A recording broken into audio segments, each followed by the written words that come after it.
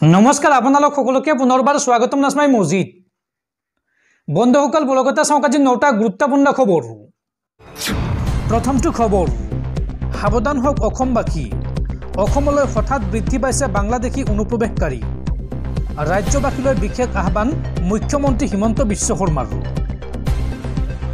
অসমবাসী সাৱধান হওক ৰাজ্যবাসীলৈ বিশেষ আহ্বান মুখ্যমন্ত্ৰী হিমন্ত বিশ্ব শৰ্মাৰ অসমলৈ হঠাৎ বৃদ্ধি পাইছে বাংলাদেশী অনুপ্ৰৱেশকাৰী বাংলাদেশৰ অৰ্থনৈতিক আৰু ৰাজনৈতিক অস্থিৰতাৰ বাবে বহু বাংলাদেশী আহিছে অসমলৈ বাংলাদেশীক লৈ শেহতীয়াকৈ এই মন্তব্য কৰিছে ৰাজ্যৰ মুখ্যমন্ত্ৰী হিমন্ত বিশ্ব শৰ্মাই পৰৱৰ্তী খবৰ কাজাখস্তানত সংঘটিত হৈছে বিশ্বকপাই যোৱা ভয়ংকৰ বিমান দুৰ্ঘটনা আৰু এই ভয়ংকৰ বিমান দুৰ্ঘটনাত মৃত্যু হৈছে 42 জনকৈ যাত্ৰীৰ আৰু এই ভয়ংকৰ দুৰ্ঘটনাই কপাই গৈছে সমগ্ৰ বিশ্ব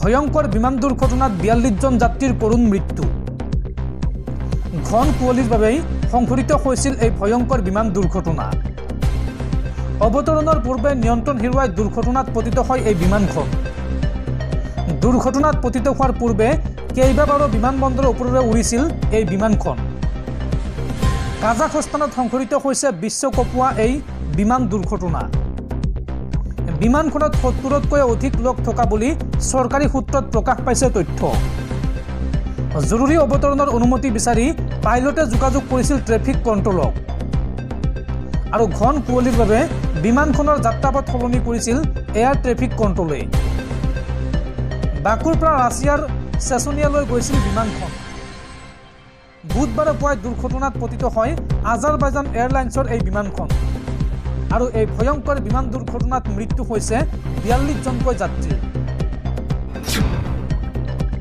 পৰৱৰ্তী খবৰ সাৱধান ৰাজ্যবাসী ৰাজ্যত অধিক ঠাণ্ডা পৰিব এইবাৰ ম্লান হ'ব পাৰে নতুন বছৰৰ আনন্দ 1 জানুৱাৰী পৰ্যন্ত ৰাজ্যত নামিব প্ৰচণ্ড শীত ঠায়ে ঠায়ে হ'ব ধুমুহা বৰষুণ ৰাজ্যবাসীক আগজাননী দিছে বতৰ বিজ্ঞান কেন্দ্ৰই দৰ্শকসকল আৰু বহুতো গুৰুত্বপূৰ্ণ খবৰ আছে তাৰ আগতে আপোনাক জনাও যে যদি আপুনি এতিয়ালৈকে এইটো ভিডিঅ'ত লাইক কৰা নাই তেন্তে এতিয়াই ভিডিঅ'টোত লাইক কৰি দিয়ক আৰু এনেকুৱা ধৰণৰ ভিডিঅ'সমূহ নিতৌ চাবলৈ চেনেলটো ছাবস্ক্ৰাইব কৰি কাষত থকা বেল আইকনটো প্ৰেছ কৰি ৰাখক পৰৱৰ্তী খবৰ ভয়ংকৰ কুটাঘাটৰ পৰা কথমপি ৰক্ষা পৰিল অসম আৰক্ষীয়ে গ্ৰেপ্তাৰ কৰিলে আনসাৰুল্লাহ বাংলা টিমৰ দুৰ্দৰ্শ 2 কেডাৰক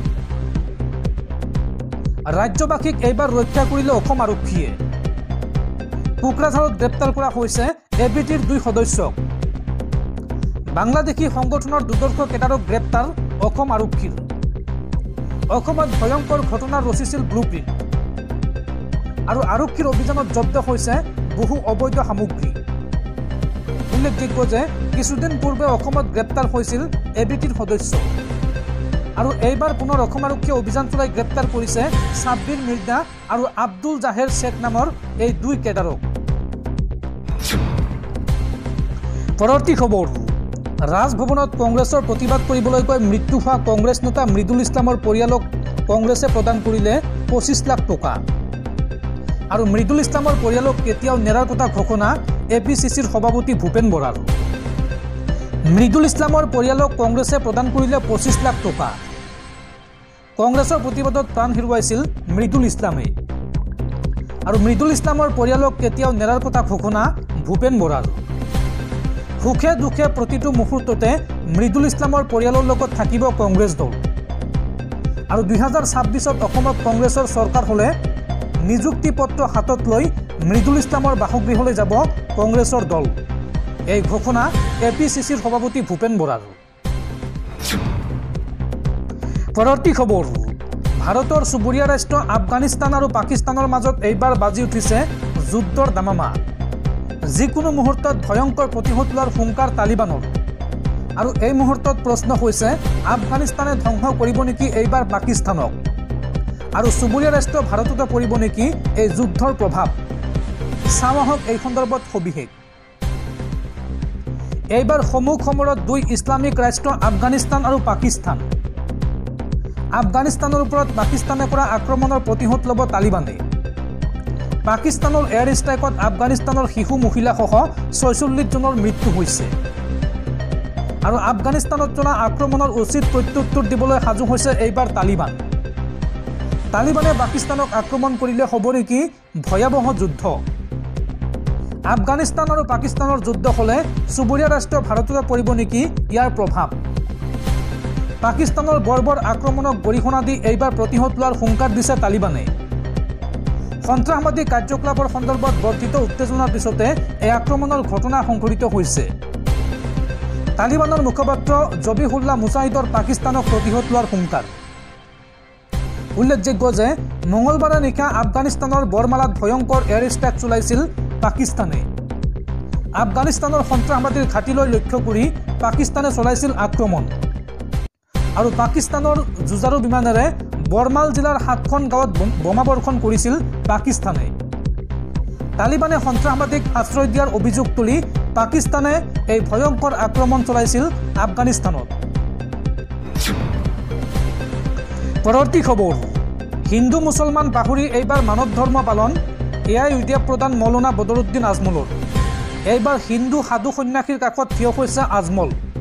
এই ঠাণ্ডাৰ মাজত কম্বল বিতৰণ কৰিলে আজমলে আৰু আজমলৰ পৰা সহায় লাভ কৰাৰ পিছতে হিন্দু সাধুৱে ক'লে এনেদৰে মিলা প্ৰীতিৰে থাকক সকলো হিন্দু মুছলমান। হিন্দু মুছলমান পাহৰি এইবাৰ মানৱ ধৰ্ম পালন আজমলৰ। হিন্দু সাধু সন্যাসীক সহায় আজমলৰ। 100 গৰাকী হিন্দু ধৰ্মাৱলম্বী অসহায় পৰিয়ালৰ মাজত আজমলৰ কম্বল বিতৰণ। স্বামীহাৰা মহিলা, দিন হাজিৰা কৰা মহিলা পুৰুষৰ মাজত কম্বল বিতৰণ বদৰুদ্দিন আজমলৰ। হিন্দু মুছলমান নাচাই আজমলে দিলে সহায়ৰ হাত। আজমলৰ পৰা কম্বল লাভ কৰি সাধু সন্যাসীয়ে দিলে ধন্যবাদ। আজমলৰ মহানুভৱতা দেখি হিন্দু সাধুৱে ক'লে এনেদৰে মিলা প্ৰীতিৰে থাকক হিন্দু মুছলমানসকল। সজাগ আজমলৰ উদ্যোগত এই কাৰ্যসূচী হাতত লোৱা হয়। পৰৱৰ্তী খবৰ, বিজেপিৰ নীতিৰ বিৰুদ্ধে গৈ অন্ধ্ৰপ্ৰদেশ চৰকাৰৰ বৃহৎ সিদ্ধান্ত। ৰাজ্যখনৰ মছজিদৰ ইমাম মৌলানালৈ বিশেষ উপহাৰ এন চন্দ্ৰবাবু নাইডু।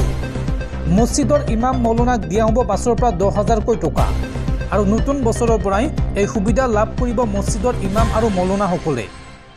আৰু কিং মেকাৰ চন্দ্ৰবাবু নাইডুৰ চৰকাৰৰ এই ঘোষণাক লৈ এতিয়া উৎফুল্লিত মুছলমান সমাজ। নতুন বছৰত সংখ্যালঘুৰ বাবে বৃহৎ আঁচনি আনিব এন চন্দ্ৰবাবু নাইডুৱে। 2025ৰ পৰাই মছজিদৰ ইমাম আৰু মৌলানাই লাভ কৰিব 5ৰ পৰা 10,000 টকা। অন্ধ্ৰপ্ৰদেশ চৰকাৰে এই সন্দৰ্ভত লৈছে বৃহৎ সিদ্ধান্ত। ইমামক 10,000 আৰু মৌলানাক 5,000কৈ টকা দিব অন্ধ্ৰপ্ৰদেশ চৰকাৰে।